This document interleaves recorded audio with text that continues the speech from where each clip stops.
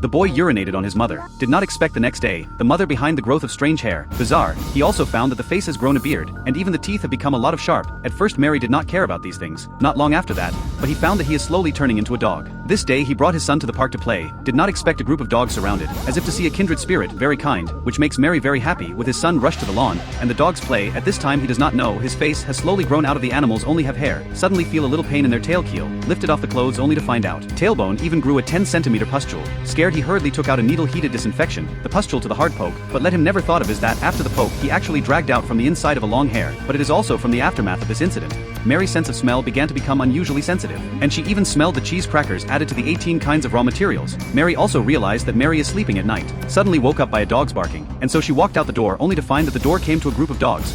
Mary also thought that these dogs came to play with her, did not think that the next second this group of dogs began to attack Mary. The next day Mary woke up thinking that last night's everything was a dream, until his son grabbed a dead mouse towards him. The results were horrified to find that the home appeared to be a large number of dead animals. Then he realized that everything that happened yesterday is not a dream. In order to find out what is going on, Mary immediately came to the library, intended to borrow a book from the administrator, about women into dog books, which directly to the administrator to ask the blind. But look at Mary does not seem to be joking. The administrator had to give her to find a book that explains the magic of the female books back home. Mary began to study, and found that this is the most important thing to do. Mary then began to study it, and found that there exists a kind of magical women in this book.